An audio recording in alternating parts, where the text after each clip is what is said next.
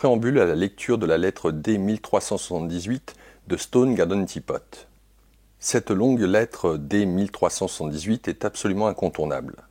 Elle répond aux questions fondamentales que l'on se pose souvent sur les objectifs des humains, l'évolution de leur stratégie, les difficultés auxquelles ils étaient confrontés pendant la période de guerre froide, où le risque d'holocauste nucléaire était très important, et sur bien d'autres choses encore.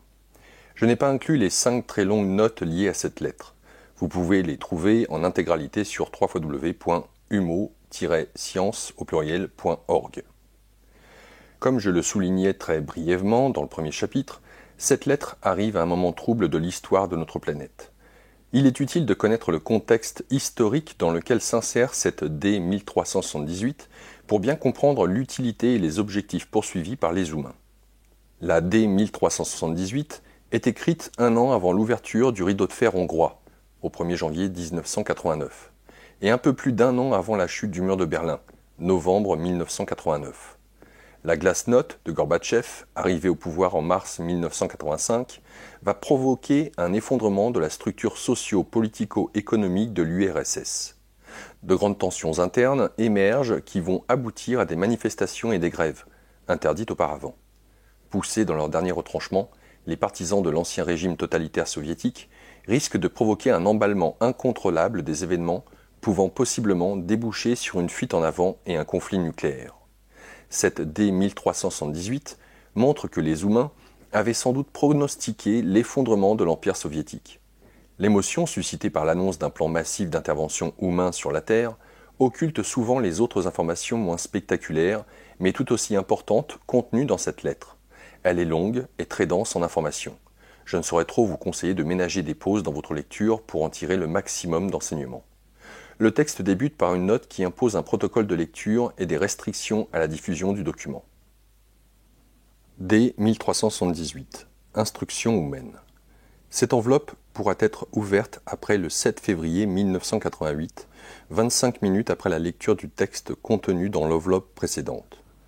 Le rapport contenu dans cette enveloppe est une suite de la matrice de données intégrée dans l'enveloppe de la première fraction. Il ne peut être lu qu'à vos frères et sœurs énumérés dans la liste que nous vous avons donnée dans la lettre précédente. Nous vous prions de garder une réserve prudente sur les informations contenues dans vos feuilles de papier dactylographiées. Votre copie faite à la machine, sans timbre, ne peut être communiquée que dans les conditions décrites ci-dessus. Les copies ultérieures, par xérogravure, téléfacsimilé ou microfilm, ne peuvent être lues devant de grands auditoires, ni mises à la disposition des moyens de communication de masse. Lettre D 1378, postée le 30 janvier 1988. Chers humains de Oyaga, Terre, nous sommes un groupe expéditionnaire d'explorateurs provenant d'un astre froid, dont le nom exprimé phonétiquement peut se verbaliser ainsi en espagnol, Humo. Nous vivons de manière transitoire sur votre monde, mêlés à vous puisque notre morphologie anatomique est semblable à celle que vous possédez. Nous savons qu'il est difficile d'accepter cette affirmation de notre part. L'attitude la plus prudente pour vous est de ne pas accepter notre identité si nous ne vous apportons pas de preuves suffisantes. Nous vous exhortons à agir toujours ainsi. Que jamais vous ne cautionniez une affirmation ou une hypothèse quelconque qui ne soit pas associée à un modèle mathématique de comportement suffisamment prédictif ou qui ne puisse être constaté avec une véritable rigueur. Ne comptez pas uniquement sur les méthodes dialectiques inductives ou déductives. Ce que vous appelez en espagnol « sens commun » entre guillemets, ne doit pas être considéré comme un étalon pour la formulation scientifique.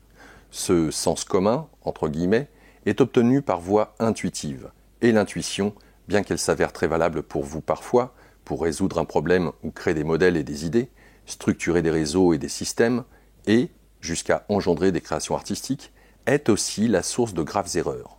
Le sens commun, entre guillemets, et l'intuition sont source de graves erreurs. Ces formes de processus mental vous dictaient des notions phénoménologiques dont vous avez vous-même découvert qu'elles sont fausses. De plus, vous pouvez nous interroger sur les raisons pour lesquelles nous ne garantissons pas notre identité par des preuves consistantes. En d'autres occasions, nous avons insisté sur la famille de raisons qui nous empêchent de le faire. Observez que nos rapports sont toujours didactiques. Quand nous parlons d'ibozo ou de multicosmos, jamais nous ne vous offrons un modèle mathématique de celui-ci, ni la manière d'isoler ou de mesurer les paramètres qui permettent de le conformer. Évaluer les mobiles de notre inhibition. Notre UA, loi morale, nous empêche d'interférer dans le processus évolutif de la culture d'une autre humanité galactique. Si nous le faisions, nous pourrions provoquer de terribles distorsions dans votre réseau social. Un ensemble de connaissances ne peut être assimilé brutalement. Il requiert un long intervalle de fluxion progressive dans le cerveau. Si nous vous apportions des modèles théoriques avancés du comportement de la masse, de l'information et de l'énergie, ceux-ci seraient aussitôt utilisés à des fins non éthiques. Par exemple, une technologie qui vous permettrait de résoudre le problème du cancer fait le report d'une connaissance profonde de certaines séquences de l'ADN nucléaire et des moyens de contrôle pour leur altération, qui serviraient à leur tour pour créer de terribles armes biotechnologiques qui provoqueraient plus de morts dans la population et plus de souffrances pour le réseau social que ce qui est généré par ces formations histologiques atypiques. Il est clair qu'on ne peut pas vous fournir seulement un fragment de connaissances très avancé, par exemple sur la cristallographie de nouveaux matériaux, sans vous apporter simultanément la dotation mathématique avancée, un nouveau paradigme de lois physiques et avec lui une conception avancée des réseaux biologiques. C'est-à-dire que vous apporter une technologie de notre niveau n'est pas possible sans vous enseigner simultanément presque tout le corpus de nos connaissances. Imaginez-vous qu'il aurait été possible dans votre Moyen-Âge d'enseigner à un alchimiste le comportement d'un supraconducteur sans lui fournir préalablement la dotation informative concernant le calcul différentiel et intégral, la mécanique quantique, la physique ondulatoire, les lois de Maxwell, l'électrophysique, la thermodynamique et avec elle les applications technologiques en cryogénie, en électrotechnique et électronique, en plus d'idées claires sur la chimie, la cristallographie. Et quelle personne à cette époque aurait construit les composants du laboratoire sans une infrastructure industrielle et avec celle-ci, un système d'ordre politico-économique qui était impensable à ce stade de l'humanité médiévale. Combien de temps leur aurait-il fallu pour former un ingénieur à cette époque? De plus, comment aurait été possible sa formation dans un environnement social où une quelconque idée ou phénomène qui s'écartait des concepts de la pensée théologique de l'époque était considéré comme diabolique? Ceux de vos frères qui nous demandent un quelconque apport scientifique, extrait de nos connaissances élevées, n'ont pas la notion la plus éloignée des conséquences qui s'en dériveraient si nous nous avisions de les satisfaire. Et il est clair que nous pourrions doser ce flux de données, très lentement pour qu'il puisse être digéré progressivement. C'est ce que nous sommes en train de faire à travers nos rapports. D'autre part, c'est ce que vous êtes en train de faire à travers vos scientifiques et vos penseurs, découvrir pas à pas les lois de la nature. Nous n'avons donc pas le moindre intérêt à ce que vous croyiez ou pas que nous venons de Humo. Nous préférons un scepticisme prophylactique qui vous permettra de suivre votre propre évolution sans perturbation néo-humaniste. D'autre part, pour nous autres, la tactique de travailler dans l'anonymat sans nous identifier est très valable. Nous avons besoin d'urgence d'étudier la turbulente évolution de votre culture, de vos institutions, de vos tensions géopolitiques sans qu'elles souffrent d'interférences. Une intervention très ouverte de notre part, en nous faisant connaître, causerait un tel trouble et un intérêt exalté démesuré des journalistes, des scientifiques et des hommes d'État, qui supposerait une grave altération de l'échantillon que nous sommes précisément en train de traiter. Il est nécessaire, arrivé à ce point, de vous révéler que malgré tout, nous avons été obligés de procéder à des interventions importantes. Lisez avec attention nos déclarations suivantes. Hommes de la Terre. Notre éthique nous empêche de violer le principe de non-interférence dans le libre cours évolutif du réseau social d'un astre froid habité par des cerveaux intelligents et humains.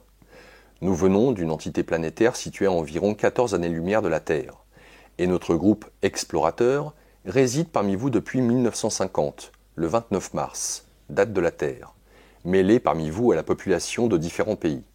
En cette occasion mémorable, notre point topologique d'atterrissage se concentre dans les environs d'un petit noyau urbain du midi de la France. Il nous fut possible d'étudier vos langages, vos rôles et vos coutumes, et, dotés comme nous le sommes d'un corps anatomique ayant des traits morphologiques semblables à ceux de l'espèce Homo sapiens sapiens de la Terre, nous pouvons nous débrouiller sur la Terre sans avoir besoin de nous identifier. Nous ne sommes pas venus pour vous perturber et encore moins avec des intentions agressives. Notre mission consiste à étudier la culture millénaire de la Terre, pléthorique pour nous de richesses exotiques. Nous avons surtout été impressionnés par la variété multiforme de vos coutumes ethnographiques, votre prodigieuse avance dans le domaine des manifestations artistiques, unique aspect dans lequel vous nous dépassez avec de sensibles différences de niveau. En revanche, notre niveau de connaissance de la structure physico-biologique, non seulement de l'univers perceptible, mais aussi du système global cosmologique, auquel les astrophysiciens et les cosmologistes de la Terre n'ont pas encore accès, est beaucoup plus élevé. Notre astre planétaire comporte un grand continent. Notre système social n'est pas désagrégé en sous-réseaux fragmentés. Nous possédons un système de contrôle ou gouvernement central régi par des OMI, humains de Humo, sélectionnés en fonction de leur développement neurocortical et assistés dans leurs décisions par un réseau étendu de traitement de l'information conçu pour adopter des décisions intelligentes, planifier le système complexe de relations économico-sociales et conseiller et diriger par des règles directives le réseau complexe des interactions dans des domaines aussi divers que la recherche scientifique, l'enseignement ou l'administration de facteurs correctifs pour la conduite morale de toutes les entités individuelles. Notre étude de la Terre s'étend aux caractéristiques géologiques, météorologiques de celle-ci, de sa biosphère et écosystème correspondants et, en outre, à l'analyse des caractéristiques du système planétaire de l'étoile auquel vous êtes lié. Nous avons emporté sur Humo des documents inédits d'une grande valeur archéologique, des échantillons d'artefacts élaborés par les diverses cultures et un échantillonnage de structures biologiques et minérales. Les artefacts, petits mobiliers, outils, pièces de machines composant de systèmes techniques de petites dimensions, ont été transportés, reproduits par la technique Ibuaxo-Oni, système qui permet d'analyser molécule par molécule la structure d'un objet et de le reproduire avec précision. Les originaux ont été renvoyés sur la Terre. Nous conservons de nombreux objets découverts par nous qui auront un énorme intérêt historique pour vous et que nous vous restituerons en leur temps. Nous n'avons emmené sur Humo aucun humain de la Terre, et il ne nous est pas possible, pour des raisons d'incompatibilité biologique, de projeter une expérience de fécondation mutuelle entre un humain de la Terre et un autre de Humo. Quelques-uns de vos frères de différentes nationalités, au cours des dialogues téléphoniques que nous entretenons avec eux, nous ont demandé une intervention, ou au moins une orientation qui permette de modeler une société comme celle de la Terre, abruptement disloquée, qui génère une multitude de sources de souffrance physique et morale pour ses composants. Il semble évident qu'un apport, vous révélant des formules quasi magiques pour combattre des maladies aussi graves que les altérations atypiques des tissus, les graves cardiopathies ou les attaques virales du système immunitaire, comme dans le cas que vous appelez l'immunodéficience acquise, syndrome 2, des formules technologiques pour produire économiquement de l'énergie de manière non polluante, des schémas biotechnochimiques pour la production massive et bon marché de protéines et de lipides alimentaires, et des systèmes pratiques de gouvernement qui permettent une configuration sociale en accord avec la justice distributive et le respect des droits fondamentaux, permettraient de restructurer une humanité qui pourrait presque se comparer à un Éden. Vous pouvez être tenté de voir en nous des anges rédempteurs ou de nouveaux messies, capables de vous libérer de la faim et la misère, de l'oppression, de l'injustice et de la méchanceté de vos congénères. La contradiction avec notre inhibition consciente en est plus paradoxale, incompréhensible et apparemment égoïste, d'autant plus que nous devons admettre, en toute honnêteté, que nous possédons de telles formules, que nous pourrions en principe vous céder. Notre biotechnique a dépassé l'époque dans laquelle les maladies nous accablaient comme chez vous. Le contrôle génétique de nos tissus et les systèmes pour dominer tout organisme viral ou mononucléaire infectieux, c'est-à-dire que tout agent pathogène, est surpassé depuis longtemps. Nous pouvons aisément produire de l'énergie en confinant de l'antimatière en suspension antigravitationnelle à l'intérieur d'une enceinte sous vide et en libérant graduellement sa masse, en la faisant percuter une masse équivalente de matière ordinaire, canalisant ensuite l'énergie résultante après le processus de fusion. Avec une telle source d'énergie, la transmutation d'éléments chimiques ne pose pas de problème. Nous pouvons, d'autre part, produire avec une grande économie des ressources, non seulement des protéines, mais n'importe quelle masse moléculaire, fer, titane, césium, pentame, hémoglobine, dérivés complexes de silicium et du germanium, à partir de matières premières aussi simples que l'eau, l'oxygène ou le sable, et plus encore. Nous pouvons produire les quantités nécessaires de tout artefact ou objet, outillage, meubles, œuvres d'art, aliments élaborés, au moyen du système déjà cité Ibuaxo-Oni. Il nous suffit de disposer d'un modèle original. L'appareil émetteur explore molécule par molécule leur disposition spatiale, couche par couche moléculaire, et l'information est envoyée à de multiples récepteurs qui reproduisent à grande vitesse et également couche par couche la structure originale. Cette technique constitue l'architecture principale de notre système productif de biens de consommation et de production. Ces coûts sociaux sont minimes, et l'énorme capacité de génération des produits les rend accessibles à tous mes frères de Humo. Le problème de la faible offre de biens qui, sur Oyaga, la Terre, provoque de brutaux déséquilibres distributifs, à cause de la pénurie et de l'enrichissement subséquent de ceux-ci, nous l'avons dépassé depuis très longtemps. Évidemment, nous sommes aussi parvenus à modeler un système d'organisation sociale monolithique, non affecté par la division de nationalités et de formes linguistiques d'expression, et régi par des formes de gouvernement hautement rationalisées qui empêchent toute tentative de dérive totalitaire. Un panorama semblable a de quoi être pour vous un modèle enviable à plagier, et il peut se révéler décevant pour vous, que nous nous refusions à vous transférer des canons si idylliques, capables apparemment de transformer la Terre, Oyaga, en un paradis. Nous vous invitons à réfléchir longuement sur cette hypothétique possibilité et à découvrir la grande tromperie qu'entraîne cette illusion évanescente. En tentant d'abréger notre raisonnement, il est évident que si le cerveau de Loimi, l'être humain, de la Terre, était l'équivalent du nôtre, le transfert de notre modèle socio-économique, technologique et culturel serait pleinement possible. Que ce soit opportun est une autre chose. Le transfert devrait se faire avec lenteur, pour éviter de dangereux déséquilibres, mais à la fin, cela rendrait possible la conformation d'un réseau très semblable au nôtre. Observez, cependant, que même dans ce cas hypothétique, encéphale identique, un tel transfert serait inutile et vide de sens, car sans nécessiter que nous vous apportions l'information, l'intelligence collective et la disposition harmonique des cerveaux vous permettrait d'arriver à un tel résultat par vous-même sur une période équivalente. Mais l'erreur intrinsèque d'un tel raisonnement apparaît dans toute sa clarté si vous considérez qu'à un stade donné de l'évolution cérébrale, il est impossible d'assimiler des schémas et des règles de comportement avancés sans compromettre gravement la stabilité du réseau social planétaire. Précisément, la terrible tragédie de Oyaga, la Terre, est centrée sur la disharmonie, très étrange pour nous, que l'on observe entre les différents cerveaux qui composent l'ensemble des EMI, êtres humains, votre humanité.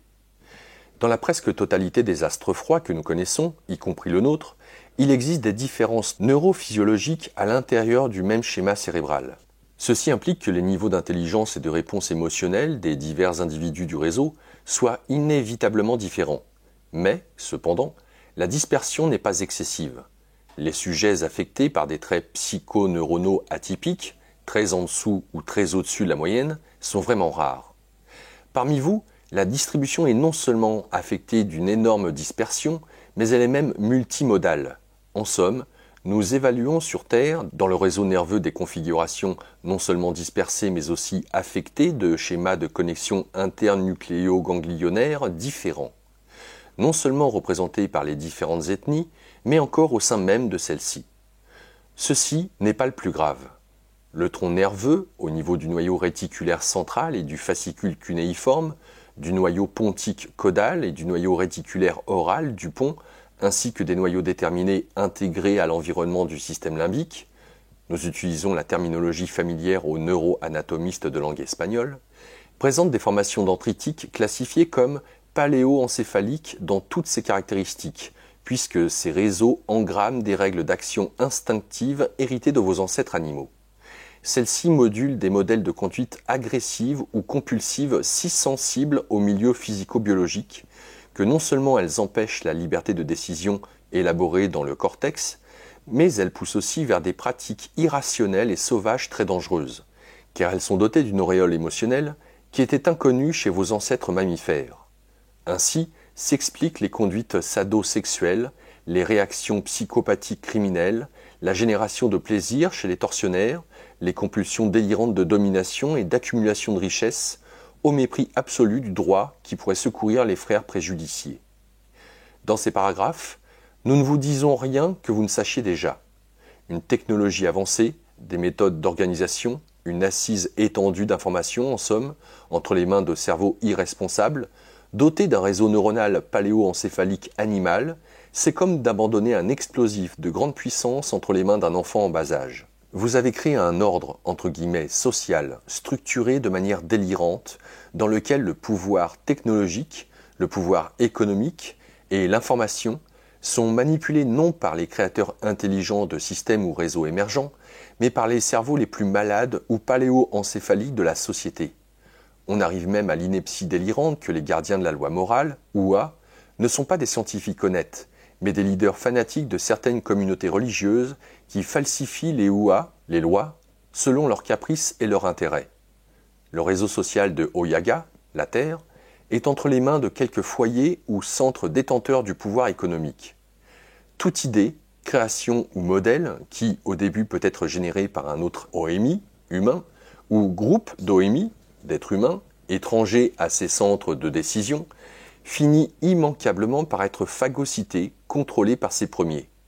Si l'idée, la philosophie, le système, le modèle scientifique, la conception technologique n'est pas utile à leurs intérêts, ou tend à juguler leur capacité de pouvoir, à fissurer l'édifice de fer sur lequel est assise leur capacité de domination religieuse, politique ou économique, ces centres disposent de moyens puissants pour discréditer l'idée, bloquer le développement du modèle, empêcher sa diffusion ou son application. Si l'idée ou le modèle de réseau leur est utile pour renforcer leurs intérêts, ils dénaturent brutalement le cadre d'application et un système qui pourrait trouver comme application de résoudre la misère de ce que vous appelez le tiers-monde, ou freiner l'avance ou la diffusion de quelques graves maladies, ou pallier le manque d'énergie et procurer ainsi de meilleurs niveaux de bien-être, sont rapidement canalisés vers des applications technologiques voisines du pouvoir militaire quand elles ne sont pas monopolisées par de gigantesques réseaux industriels afin d'obtenir le maximum de profit, en générant d'intenses désordres dans les marchés et en annihilant la possibilité que d'autres systèmes, qui pourraient bénéficier au réseau social, atteignent un plein développement. Nous sommes en train de vous présenter, dans un éclair fugace, une image qui vous est familière de l'environnement dans lequel vous vivez. Comment pouvez-vous nous demander aussi naïvement de vous fournir cette information classée, capable d'être technologiquement transformée? Combien de temps croyez-vous qu'elle resterait entre vos mains? Que croyez-vous qu'en feraient les politiciens corrompus, les patrons cupides, les réseaux d'espionnage, les infrastructures militaires? Au stade actuel de la science, au sein de Oyaga, la Terre, une restructuration de votre politique dirigeante selon des modèles éthiques dont la connaissance vous est familière et qui se changerait en une planification efficace de l'économie, une socialisation des ressources, une orientation efficace de la recherche et des applications technologiques, résoudrait efficacement la plupart des problèmes urgents que nous vous avons décrits dans les paragraphes précédents. Le problème ne s'appuie pas sur un manque de ressources, ni sur une petite dotation de modèles scientifiques qui pourrait rendre possible le changement. Si une telle restructuration de votre ordre social est encore utopique et irréalisable, ceci est précisément dû aux graves déficiences structurelles de vos cerveaux. Un modèle de société plus scientifique est-il cependant possible? Une première analyse de cette situation vous révélera qu'une telle inévitabilité n'est pas déterministe et rigide, et que des voies fragiles existent qui pourraient rendre possible certaines manières d'atténuer une réalité aussi déprimante. Avant tout, abandonnez toute espérance que se produisent à court terme dans vos génomes des mutations qui permettraient de remodeler le cerveau en éliminant les réseaux nocifs qui vous poussent à une conduite aliénante. Il est également encore lointain le jour où vous pourrez procéder à une mutation contrôlée grâce à des techniques de biotechnocontrôle génétique. Une solution réelle s'appuierait sur l'intervention d'un réseau social intragalactique comme le nôtre, ou d'un autre, qui peut vous visiter, qui consentirait à contrôler les ressorts du pouvoir sur Oyaga, la Terre. Il nous serait facile de nous présenter à vous en apportant des preuves de notre identité. Nous détenons des moyens de coercition puissants, et une expédition n'excédant pas 18 fois le noyau des frères qui, en ce moment, visitons Oyaga, la Terre, pourvu de moyens techniques que nous apporterions de manière professionnelle de Humo, suffirait à mettre à genoux, entre guillemets, les dirigeants politiques des nations les plus puissantes de vos continents et à nous transférer le pouvoir de décision. Les entités nationales plus petites ne s'aventureraient pas à opposer la moindre résistance, car nous disposons de moyens expéditifs pour juguler toute résistance, même sans nécessairement provoquer la mort des opposants. On procéderait immédiatement à la réunification des différentes nationalités en une seule entité planétaire, dont le sommet directeur, pendant le temps que durait le processus de reconfiguration, serait régi par mes frères nommés par Umualeoue, centre dirigeant de Humo. L'immense majorité des organes directeurs subalternes au sein d'une infrastructure organisationnelle que nous imposerions selon un modèle scientifique développé spécialement pour vous serait dirigée par des cerveaux d'OMI, des êtres de la Terre, sélectionnés par nous en fonction de leur structure neurocorticale. Ces humains suivraient au préalable un cours rapide de formation dans des centres conçus par mes frères. Cela exigerait que dans une première étape de reconversion, beaucoup des gouvernants actuels restent en place sous les ordres très sévères de notre gouvernement central. D'autres dirigeants seraient remplacés par des humains caractérisés par leur honnêteté. Cette première étape serait caractérisée par l'apparition de nombreux foyers de résistance, de sabotage et d'hystérie nationaliste et religieuse. Mais, à ce stade, nous aurions multiplié nos effectifs provenant de Oumo. Des équipes spécialisées, assistées par mes frères, et qui constitueraient une inévitable, dans cette étape, force policière, convergeraient vers les foyers de subversion. Nous disposons d'agents paralysants de l'activité neuroencéphalique qui ne provoquent pas de lésions. Nous isolerions ces êtres, OMI, qui passeraient par des centres de rééducation. Il est évident que le traitement global que subiraient ces humains de la Terre serait très agréable pour eux. Notre programme d'éducation pour les OMI de Oyaga, les êtres humains de la Terre, exigerait une première séparation rigoureuse des enfants de leurs progéniteurs pour empêcher leur contamination idéologique. La formation serait centrée sur une matrice culturelle qui comprendrait exclusivement des modèles de connaissances topiques de Oyaga, la Terre, en excluant rigoureusement les apports en provenance de Oumo. Nous sélectionnerions simplement les éléments scientifiques, historiques, idéologiques, artistiques et folkloriques que mes frères dirigeants considéraient comme non viciés par de graves erreurs conceptuelles. L'idéologie religieuse se concentrerait sur les enseignements moraux de Jésus de Galilée. Le reste des croyances serait enseigné dans le contexte des sciences historiques.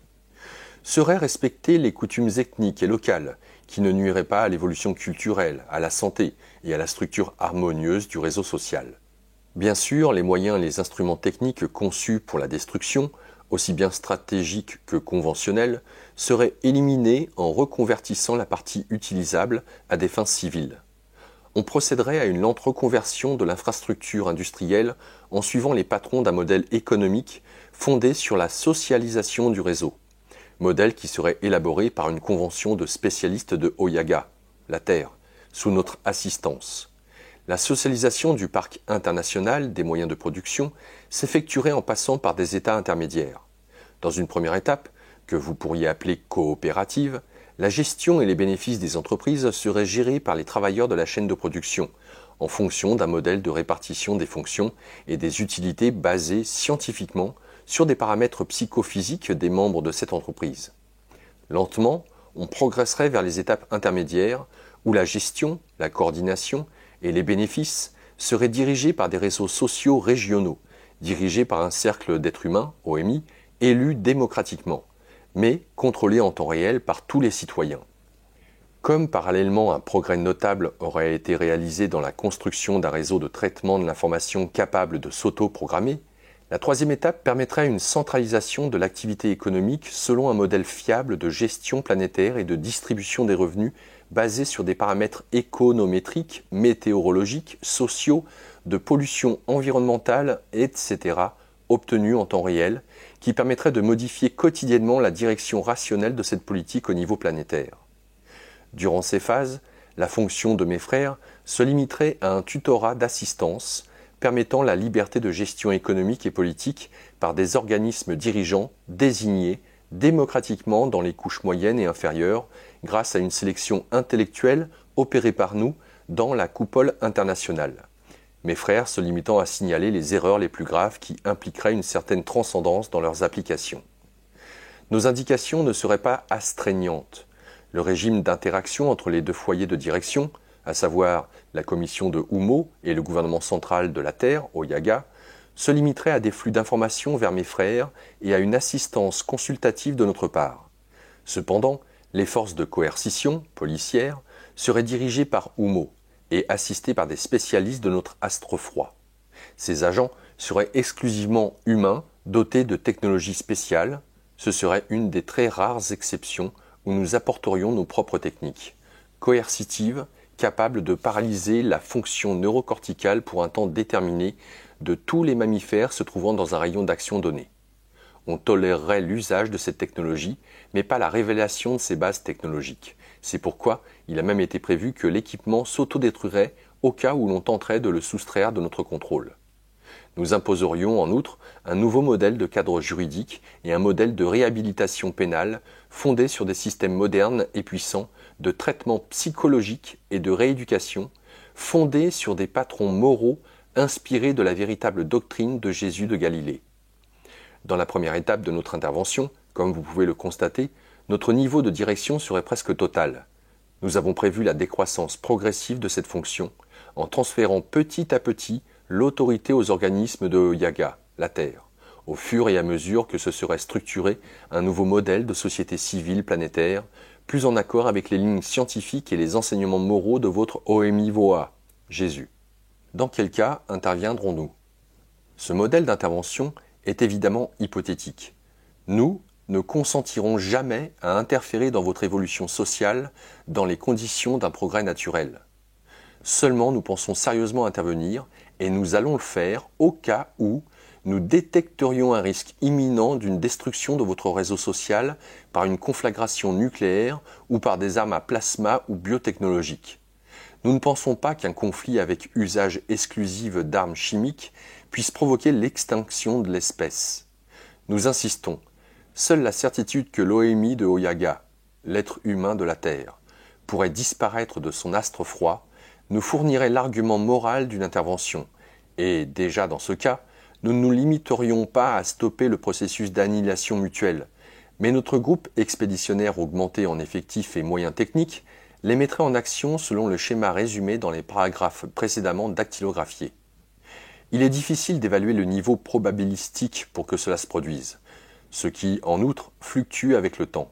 Mais nous avons déjà préparé, dès 1975, un plan d'urgence définitif, bien que son modèle soit périodiquement modifié dans ses lignes non structurelles, qui commença à prendre forme à partir du moment où DI 98, fils de DI 97 et U1, fille de AMI 368, avertirent le Umo Oailioe que l'évolution turbulente de l'humanité de Oyaga, la Terre, rendrait prévisible bien que peu probable la nécessité d'une intervention de notre part pour éviter un suicide collectif qui entraînerait même l'élimination des espèces animales inférieures.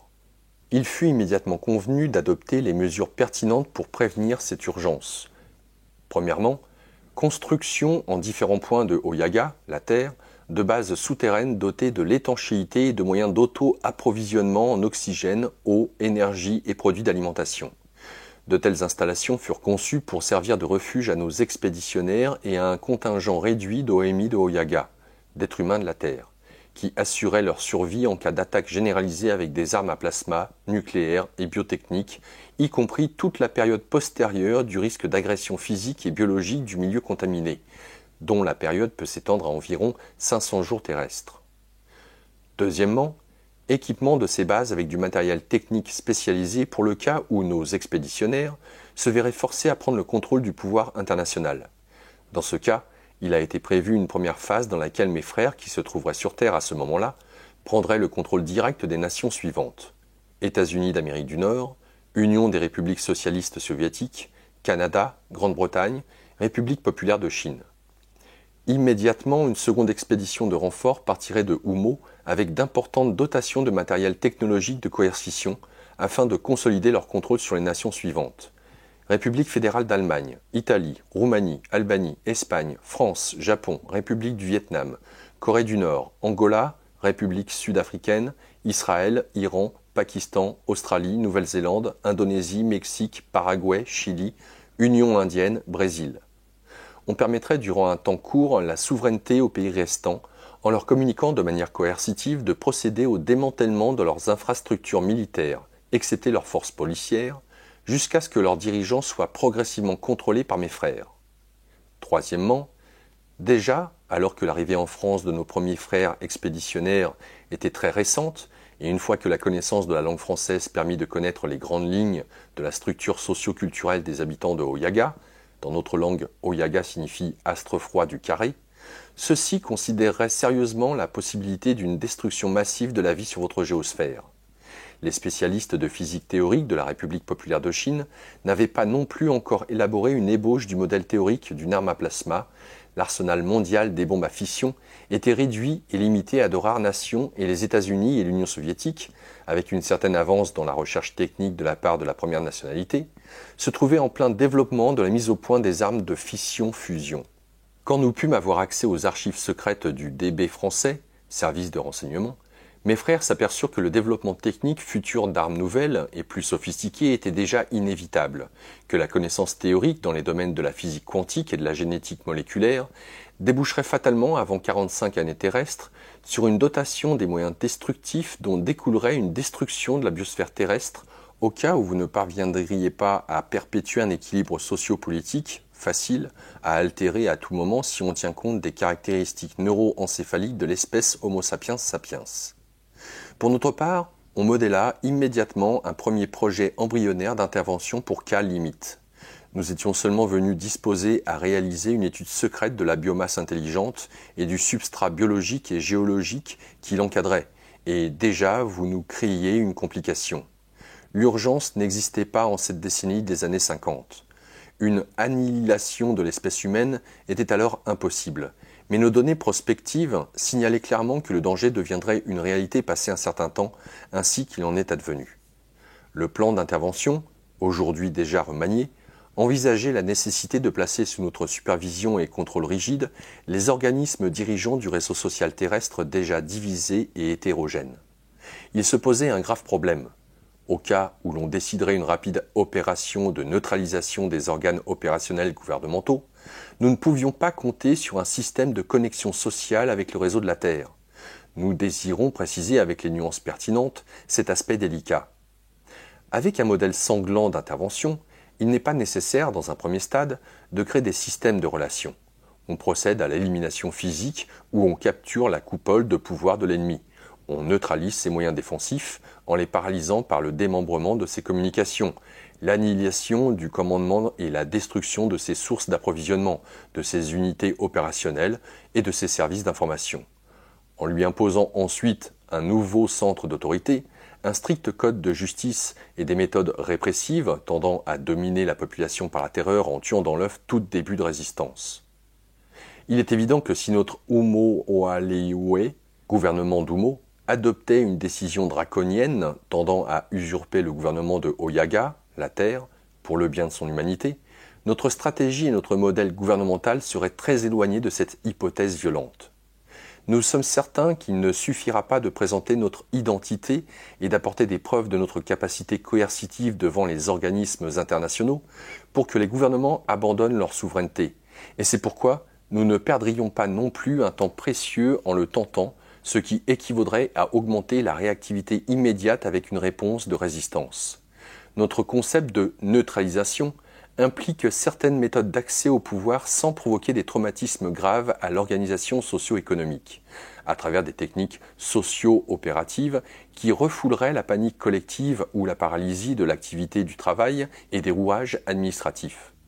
Naturellement, nous ne pouvons pas vous révéler les bases de ce projet, qui implique des techniques de contrôle à distance des structures neuronales amygdaliennes, lesquelles jouent un rôle déterminant dans la conduite agressive, et des réseaux dendritiques corticofrontaux et de l'hippocampe qui bloqueraient respectivement la capacité de décision et la mémoire de ceux de vos frères impliqués dans les centres de décision de l'État.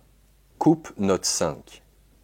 On exercerait immédiatement un contrôle sur les moyens de diffusion, pour moduler pas à pas l'information publique au sujet de ce processus de changement de manière qu'il soit assimilé progressivement sans causer d'alarme. Cette conscientisation graduelle de la société irait jusqu'à un seuil où les êtres humains, les Loemi, les plus intelligents, avertiraient que la souveraineté serait passée sous le contrôle d'une entité aliénanthrope. Parvenus à ce point, nous aurions besoin de l'aide d'êtres humains de la Terre qui agiraient comme relais entre mes frères et vos compatriotes dans un double but. Tranquillisez vos frères en leur présentant une image réelle de nos buts, de notre honnêteté, de nos intentions pacificatrices et les raisons puissantes qui nous auraient amenés à usurper provisoirement votre souveraineté. Ils nous aideraient à percevoir avec plus d'impartialité et de précision les besoins, les frustrations, les niveaux d'anxiété et d'angoisse, les possibles situations d'injustice qui découleraient de notre action, pour s'occuper de les corriger sur la base des données apportées par ces êtres humains, OMI. Vous devez comprendre que la capacité de communication entre deux humanités, l'une étant mise momentanément sous le joug et, bien que cela soit sans effusion de sang par l'autre, serait nulle si nous n'avions pas prévu cette contingence. Les côtes d'angoisse collective, en vous sentant dominé par des extraterrestres inconnus, provoqueraient des attitudes sociales compulsives d'agressivité, de terreur, de suicide, d'effondrement de l'organisation et de l'activité de la nation, la paralysie sociale et des flux migratoires incontrôlés. Il ne suffirait pas que nous-mêmes apparaissions sur les écrans de vos décodeurs de télévidéo pour essayer de vous tranquilliser, puisque la capacité de persuasion d'un être catégorisé comme ennemi usurpateur est minime. Conscients de cette nécessité hypothétique, mes frères décidèrent de former dans diverses nations des très petits groupes d'OMI, d'êtres humains, de la Terre, pour les préparer face à cette future éventualité en toute discrétion. Coupe note 1. De puissantes difficultés se présentaient pour aborder ce projet avec succès. Nous ne pouvions pas choisir des politiciens éminents, puisqu'ils étaient précisément ceux qui devraient être neutralisés dans une éventualité de ce genre.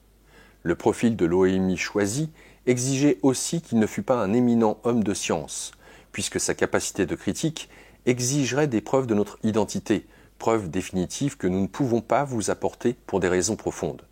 Il n'auront pas été non plus possible de convaincre ceux de vos frères provenant de couches socio-culturelles de bas niveau, puisque leur capacité culturelle déficiente les aurait empêchés de saisir le fond des données que nous leur aurions apportées et de les comprendre. D'autre part, il était nécessaire que les humains choisis fussent relativement insérés dans leur milieu social. Un politicien ou un scientifique de la Terre est habituellement déconnecté de son milieu social et ne comprend pas bien ses besoins. Une personne de bas niveau intellectuel, bien que pouvant connaître son environnement, n'est pas apte à faire un examen lucide de la situation et encore moins de l'exprimer avec objectivité. Il était nécessaire de choisir des OMI, des hommes de la Terre, des couches sociales moyennes, ingénieurs, licenciés en disciplines sociales et scientifiques, chefs d'entreprise de niveau moyen, prêtres et pasteurs de différentes religions, modestes spécialistes des administrations et surtout des médecins, des sociologues et psychologues, des journalistes et des spécialistes des techniques de communication. Leur modèle psychobiologique devait présenter des traits de personnalité proches d'une intelligence élevée, ou au moins une conduite morale élevée, des aptitudes ouvertes à la connexion avec des intelligences intragalactiques, des intérêts pour divers domaines de la pensée et de la science, et une conviction pleine de la nécessité que l'ordre social doit être fondé sur des règles morales et scientifiques. Nous courions le risque que nos rapports fussent méprisés, comme étant l'œuvre de farceurs ou de personnes affectées d'idées délirantes, ou, dans l'hypothèse inverse, dangereusement diffusés de manière que nous serions découverts ou que leur contenu affecte le devenir social naturel et indépendant de votre astre froid. Dans un premier temps, nous ne savions pas vers qui nous adresser. Nous avons envoyé en France, Grande-Bretagne et Australie nos lettres de présentation à des avocats, des médecins sociologues et des docteurs en sciences physiques, noms trouvés dans des annuaires téléphoniques et professionnels.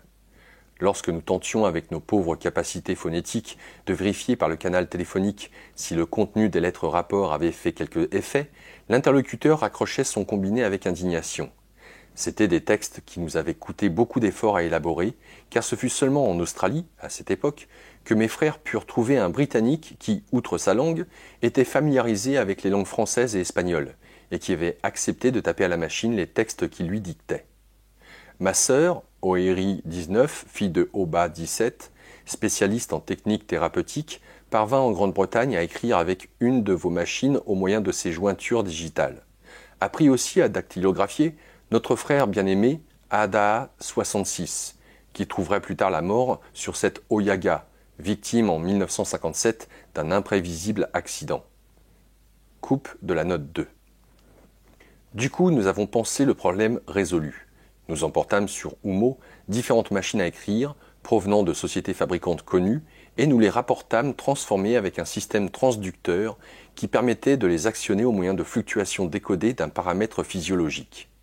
En mai 1962, mes frères Obo 1 et Bio 14 se trouvaient dans un hôtel de Melbourne, ensemble avec un de ces équipements, lorsqu'ils furent avertis que la police avait des soupçons sur leur identité. Ils durent abandonner précipitamment le bâtiment en cachant comme ils purent la machine dans une caisse de vêtements sales qui se trouvait dans le local de laverie. Ils purent cette fois-ci revenir et la récupérer. Mais le risque était trop grand et on décida de supprimer toute preuve technique qui pourrait tomber entre vos mains. La construction de bases souterraines fit penser que la solution au problème serait définitivement assurée si mes frères expéditionnaires y résidaient. Une étude ultérieure de notre planification résidentielle montra que rentrer et sortir fréquemment de ces enceintes situées en zone sauvage et repérables à l'occasion par la population rurale présentait plus de danger que de se mêler à la population des grandes villes de Oyaga. De manière que nous cherchâmes des collaborateurs parmi vos frères qui puissent écrire la documentation sous la dictée. Nous les avons trouvés en Grande-Bretagne, Australie, Canada, Espagne et République fédérale d'Allemagne. Dans ce dernier cas, une niée d'une prestigieuse famille, une femme, qui est aujourd'hui une de nos plus chères amies de Oyaga, la Terre, accepta même de se déplacer jusqu'à Berlin et de passer ensuite à grand risque pour elle dans la zone contrôlée par les autorités de la République démocratique allemande. Nous n'oublierons jamais les services qu'elle a rendus à mes frères. Nous commençâmes par une prudente tentative de contact avec des humains spécialisés en divers domaines de la recherche scientifique. Nombre d'entre eux acceptèrent d'examiner les apports dans des domaines aussi divers que la topologie, la théorie des réseaux, l'astrophysique et la biologie, mais, à quelques rares exceptions près, tous accueillirent avec beaucoup de méfiance nos affirmations d'identité Umoao, estimant que les documents devaient émaner de quelques collègues perturbés ou d'universitaires dotés d'un subtil sens de l'humour.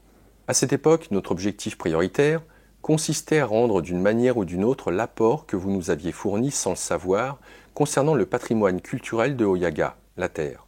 Mais nous voulions aussi analyser graduellement, et en prenant de très prudentes précautions, l'impact qui pourrait être produit dans le réseau social si un contact ouvert entre nos deux cultures devenait inévitable.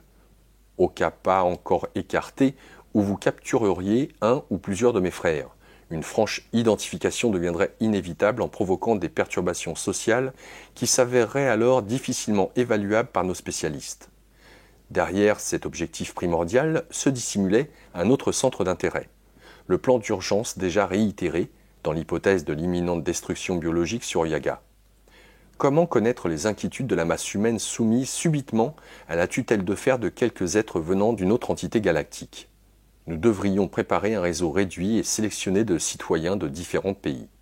Des OEMI, êtres humains, appartenant à ce que vous appelez mass média, et de ce fait, bons connaisseurs des inquiétudes et des problèmes de la société dont ils font partie. Il était nécessaire que de tels humains soient moyennement cultivés, intelligents, de moralité élevée, avec un penchant intellectuel vers les questions de civilisation galactique. Qu'ils acceptent avec prudence mais sans l'écarter l'hypothèse de notre existence, notre identité. Qu'ils connaissent, par une communication fluide, notre culture et notre histoire. Naturellement, le problème se présentait qu'ils se convertissent en partisans de notre idéologie, en esclaves intellectuels de nos personnalités. Ceci est inadmissible pour notre éthique. Il fallait les exhorter à rester fidèles à leurs idées et connaissances. Pour cela, l'unique solution viable consistait à leur exposer nos modèles scientifiques de manière didactique sans leur apporter des preuves définitives et à introduire des éléments d'erreur qui les obligent à entretenir de raisonnables doutes au sujet de notre identité, en détournant leurs soupçons vers des pays, des institutions ou des personnes. Nous ne pouvions pas les convertir en nos acolytes, traîtres à leurs ancêtres et à Oyaga.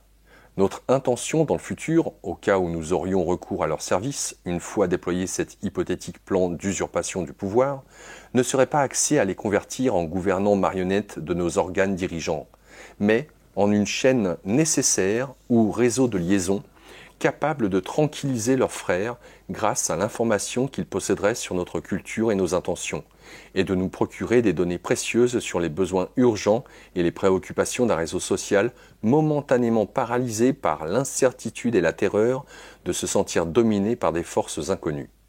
Ils agiraient donc comme un canal bidirectionnel d'information entre notre coupole de pouvoir et une humanité sous le joug. Ambassadeurs à double vecteur. Un événement malheureux survenu en 1966 nous fit réfléchir sur la possibilité qu'un quelconque autre événement malheureux puisse mettre en péril notre plan pour maintenir un secret rigoureux sur notre présence sur Oyaga, la Terre. À cette époque, nous étions très préoccupés par le projet B-45M899 nord-américain, de placer en orbite des satellites dotés de charges nucléaires. Ce qui nous intéressait spécialement était d'obtenir plus de données sur le lanceur Saturn 500F, dont les essais étaient prévus dans le complexe du centre spatial Kennedy. Nous avions même déjà subi un incident inquiétant quand OI-62, fils de Hanks II, fut repéré une nuit à Merritt Island, près du polygone industriel de la base secrète, celui-ci pouvant s'évader à la fin en se jetant dans les eaux de la Banana River. Nous avions décidé de construire une base secrète sur une île située à une distance pas excessive de Cap Kennedy. Le projet impliquait une exploration méthodique de cette zone face à l'océan Atlantique. C'était une nuit du mois de mai 1966. À 4h12, heure locale, 4 Oelie Uemua Oemi, nef de voyage interastral, de notre Humo, atterrit au sud de l'île Grand Tabaco, non loin de Marsh Harbour. L'une d'elles, bien qu'elle eût détecté la présence inhabituelle d'un OMI de la Terre, à ces heures avancées de la nuit, dans ces parages, ne put éviter l'accident lors de sa descente. Le malheureux paysan se trouvait à quelques mètres du point de descente de notre véhicule. Il subit une très grave commotion cérébrale du fait du niveau intense des fréquences radio-électromagnétiques de courte longueur d'onde. Il fut immédiatement transporté à notre base du Canada.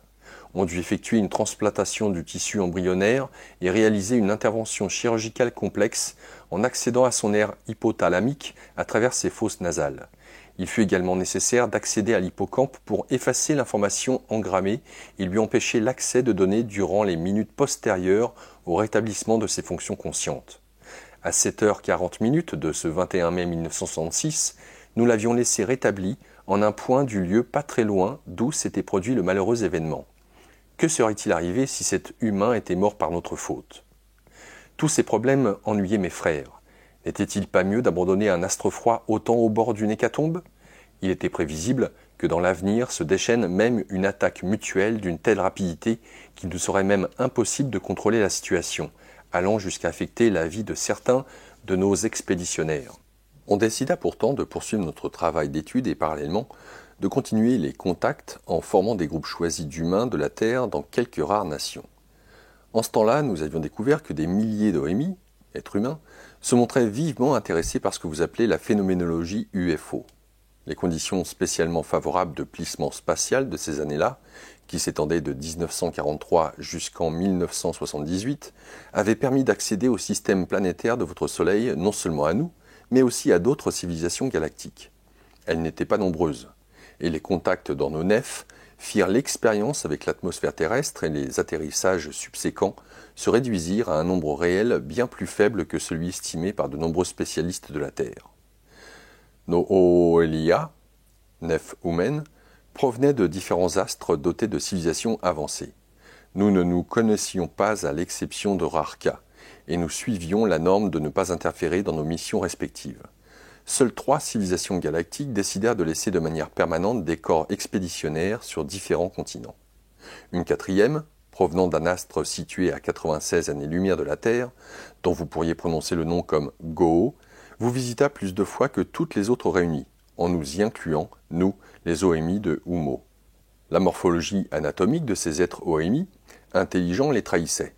De taille réduite, les bras très atrophiés et une grande cavité crânienne qui leur fait une grosse tête, les empêchaient de se mêler aux humains de Oyaga, la Terre.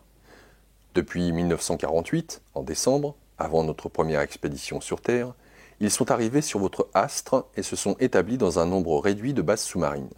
Ils étaient spécialement intéressés par l'étude de la biomasse de la Terre et spécialement la biologie de ces OMI, êtres humains, et ils ont intercepté plusieurs Yi et Gi, hommes et femmes, pour analyser leur corps sans les blesser. Quand, au bout de quelques années, leur curiosité se trouva satisfaite, ils émigrèrent. Malgré tout, ils ont été vus dans leur rapide intervention beaucoup plus que d'autres expéditions. Les 2 autres groupes planétaires se mêlèrent à vous facilement par l'avantage que supposait, à l'égal de nous-mêmes, d'avoir une anatomie pas trop différente de celle de l'OMI de Oyaga, l'être humain de la Terre. Leur but était identique au nôtre, mais leur stratégie différente. Ils maintinrent un silence strict sans jamais se faire connaître. Leurs vaisseaux furent inévitablement détectés comme les nôtres, et ils établirent des bases aux États-Unis et en Union soviétique. Les expéditionnaires de l'une d'elles, Astre Is, arrivèrent en Angola en 1962. Ils se mêlèrent à vous vers 1969 aux États-Unis, en URSS et en Union indienne, et ont abandonné Oyaga en 1980. Is est situé à 174 années-lumière de Oyaga, la Terre. Ils ont tous évité n'importe quel type de contact avec nous.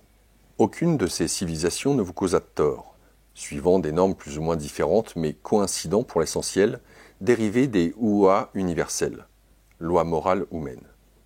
Il y eut une exception. Un groupe expéditionnaire envoya des agents dans différents pays d'Asie et d'Europe.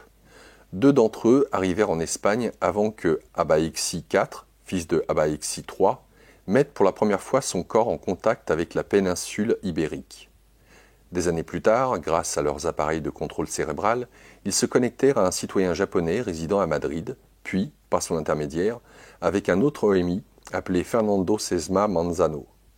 Cette civilisation, très avancée dans les études du réseau cérébral et sa fonction dans le multicosmos, trouva là une occasion très intéressante pour eux d'utiliser les humains de la Terre comme cobayes pour leurs expériences neuropsychologiques. Dotés sur leur astre froid d'une civilisation structurée selon des bases morales strictes, ils rejettent les UA, lois morales humaines, qui nous obligent pour les autres à respecter l'évolution des autres astres froids avec une civilisation inférieure. Avec un mépris absolu de l'intégrité biologique des hommes de la Terre, ils choisirent un vaste échantillon d'infortunés humains et les soumirent à des manipulations mentales. Furent les victimes à différents degrés. Certains hommes et femmes, Guy et Ji, furent aussi soumis à un contrôle leur induisant divers cadres pathologiques. Des citoyens de République populaire de Chine, de Thaïlande, d'Indonésie, du Japon, d'Italie, de Grèce et d'Espagne. En Espagne furent affectés à différents niveaux vos frères dont les noms suivent. Franco Muela, Fernando Sesma, Victoria Irure Dagoyena, Alicia Aroro, Clemente Dominguez Gomez, Isabel Nido, José González Arenas, Regina Sandras, Rolio Fernandez Sanchez, Eduardo Buelta, Francisco Montesinos López, María Asunción Siberia, Francesco Ramalho, María Teresa Emmerich de Tapias, Estanislao Gómez Marfil, Pedro Vivancos Garcia. Quant à nous, nous avions établi notre première base d'action à Albacete, dans un laboratoire souterrain situé au centre de la ville, et ensuite nous nous sommes déplacés à Madrid. À cette époque, nous avions déjà établi dans divers pays une excellente source de contact. L'attente internationale concernant la présence d'OVNI, non seulement dans l'atmosphère, mais aussi au point d'atterrissage, avait généré une psychose collective intense. Beaucoup plus que 85% des observations étaient le fruit d'erreurs d'observation et de versions falsifiées de faux témoins. Les nouvelles imprimées dans les moyens de diffusion créaient à leur tour de nouveaux rapports apocryphes, de telle sorte que dans les milieux universitaires et scientifiques, les humains qui s'intéressaient au sujet étaient qualifiés de semi-analphabètes ou affectés de représentations mentales délirantes. Ce désintérêt de la part de certaines couches des pouvoirs publics, des forces de police et des secteurs se rattachant à la science, nous offrait un excellent alibi pour pouvoir nous manifester sans risque grave à des humains intéressés par la problématique extraterrestre. Si les milieux de la presse ou radiophonique prêtaient une attention excessive à nos rapports, il nous serait facile de lancer un opaque rideau de fumée, empêchant l'irradiation excessive de la nouvelle, en diffusant le bruit que ce seraient les élucubrations d'une personne atteinte de troubles mentaux. Cette stratégie, nous l'avions déjà utilisée au Mexique et dans votre propre pays, l'Espagne, en choisissant comme amphitryon à Albacete une yéé, une femme, exceptionnelle mais souffrant de troubles psychopathologiques. La renommée qui entourait votre sœur nous protégea des rumeurs dangereuses au cours du séjour de mes frères dans la ville castillane. Il existait déjà des groupes dans différents pays, dont les membres recevaient périodiquement nos rapports, les étudiaient avec attention, et, en échange, avaient promis de garder un strict silence. Ils étaient presque convaincus de notre réelle identité. Un de mes frères, Oudiye 36, fils de Oudiye 34, eut une telle confiance dans le groupe du Canada que, comme premier précédent dans notre histoire en relation avec Oyaga, la Terre, il consentit à tenir une réunion avec les composants du groupe. Celui-ci se composait de 9 Guy, hommes, et de 12 Yé, femmes. Ceux-ci, comme d'autres groupes d'Australie, de Grande-Bretagne, de République fédérale d'Allemagne, du Zimbabwe, ont été fidèles à la promesse de garder le secret sur notre existence. Grâce à une publication dirigée par votre frère Joaquín Valdés Sancho, nous eûmes connaissance de l'existence en Espagne d'un autre de vos frères, Fernando Sesma Manzano. Un décodage de texte nous avait révélé l'existence d'un message crypté dont il était impossible que celui-ci en ait eu connaissance sans avoir établi un contact avec une quelconque civilisation extrasolaire. À cette époque, nous étions décidés de former un autre groupe en Espagne, et nous avions déjà tenté d'autres contacts avec des résultats inégaux. Fernando Sesma accueillit les premiers appels téléphoniques avec une certaine défiance. Nous captâmes beaucoup de données sur sa structure neuromentale grâce à sa phonalisation, et nous comprîmes que ces modèles intellecto-émotionnels pourraient être affectés très favorablement en lui remettant un message gravé sur l'émail d'une pierre. Ainsi commencèrent les premiers dialogues téléphoniques avec votre infortuné frère, en 1965, victime par la suite des manipulations infâmes émanant d'autres êtres intragalactiques. Mais en dépit de nos suppliques réitérées de garder le silence quant au rapport que nous lui remettions, rédigé par nos frères dans un langage qui lui soit accessible, il se consacra à répandre avec un enthousiasme viscéral le contenu de ceux-ci, en acceptant des entrevues avec des journalistes qui imprimèrent immédiatement ces données concernant notre existence dans des médias de l'époque. Au début, mes frères se sentirent inquiets et suspendirent quelque temps leurs envois. Ils voulurent même se mettre en contact avec votre frère peintre, Enrique Gran, dont ils avaient tant admiré les œuvres. C'était un Noémie intelligent et sensé, et nous désirions qu'il agisse comme intermédiaire auprès de Sesma pour le convaincre de la nécessité d'affirmer à la presse que toute l'affaire Humo était un vulgaire bobard. Notre présence physique et l'apport d'une preuve lui auraient fait prendre conscience de la gravité de l'affaire. Mais votre frère Gran, à qui nous avions donné rendez-vous dans un endroit spécialement étudié, ne voulut pas accepter l'entrevue. Il dut ne pas la prendre au sérieux, la prenant pour une plaisanterie, ou bien il pensa prudemment qu'il pouvait s'agir d'un dangereux guet-apens. Il était impossible d'influencer l'esprit de Fernando Sesma. Dans des dialogues téléphoniques successifs, nous lui précisions l'énorme danger qu'il courait en maintenant des relations avec le groupe qui se faisait appeler Saliano. Immédiatement, ceci agissait sur ses formations amygdaliennes, lui provoquant une amnésie temporaire du contenu de notre conversation avec lui, ou le forçait à déchirer les lettres dans lesquelles nous déversions ces mêmes avertissements. Mes frères furent alors sur le point d'abandonner toute action en Espagne. La réalité de notre séjour dans la péninsule n'avait pas pu générer plus d'événements malheureux.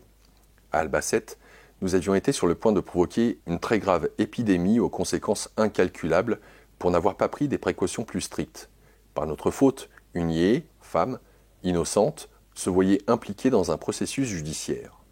À Valence, un de nos frères, en se voyant obligé de résider dans une pension malfamée, s'était vu impliqué dans une trouble affaire policière impliquant quelques pauvres prostituées, et ils furent sur le point de nous identifier, et voici maintenant que tout le pays, entre guillemets, était informé par les indiscrétions de votre frère Fernando Sesma de notre existence.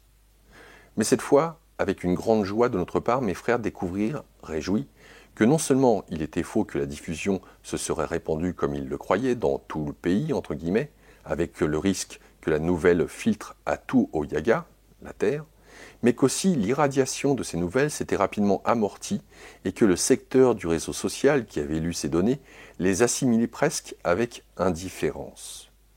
Pour nous, c'était une nouvelle sensationnelle. Mes frères de cette époque ne connaissaient pas encore bien les mécanismes d'intellectualisation logique qui régissent le réseau des esprits sur Oyaga. Les imprécisions populaires agissaient comme frein sur toute donnée qui pouvait être apportée par des croyants de l'ufologie. Cela nous offrait un passionnant champ d'expérimentation sur les niveaux de suggestion et de crédibilité dans le flux de données apportées à un réseau social.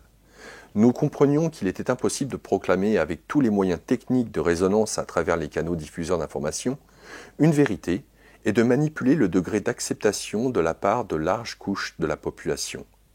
Nous voyions clairement que même dans le cas où nous serions capturés et déciderions de révéler notre identité, nous parviendrions à ne pas être crus. Grâce à vos frères d'Espagne, nous découvrions que beaucoup des précautions laborieuses et coûteuses que nous avions mises en marche pour que ne filtre aucune information sur notre séjour sur Oyaga étaient inutiles. Devant le fait accompli qu'une fraction du public espagnol aurait été informée de notre existence, nous décidâmes de continuer l'expérience sociale et de tolérer sous contrôle la diffusion. Nous savons déjà qu'il existe un seuil pour le rayonnement de ces données, qui malgré tout peut se révéler dangereux. C'est la raison pour laquelle nous sommes cependant restés préoccupés que trop de textes concernant Humo aient été publiés surtout en Espagne. Nous ressentons une grande affection pour vos frères Antonio Ribera, Juan Aguirre et Enrique López Guerrero, et nous savons qu'ils ont usé avec justesse de leur liberté de publier une partie importante de nos rapports, mais qu'ils comprennent aussi que nous nous verrons contraints d'adopter des mesures correctrices en suspendant ou en diminuant l'envoi de données, comme nous l'avons fait lorsqu'a été publié le texte intitulé Humo, une autre planète habitée, aux éditions Espero Madrid 1967. De ce fait, vous comprendrez qu'il nous intéresse en ce moment que la diffusion de notre identité s'atténue fortement. Il est vrai que le fait que nos plans de contrôle de Oyaga, en cas de grave danger pour votre biosphère et exposés sous une forme aussi élémentaire que nous l'avons fait dans cet écrit, filtrent dans les départements opérationnels des différents États, ne nous préoccupe pas outre mesure pour deux raisons. Premièrement, ils ne nous croiront pas. Deuxièmement, même s'ils prévoyaient ce risque et s'informaient sur notre projet, nous disposons de moyens suffisants pour juguler toute résistance. Mais ce qui nous préoccupe, c'est que les micro-réseaux de connexion si laborieusement créés dans différents pays et composés de frères à vous, pacifiques et innocents, intéressés par notre culture, pourraient souffrir d'une forme quelconque de préjudice. Albacete, janvier 1988, Espagne.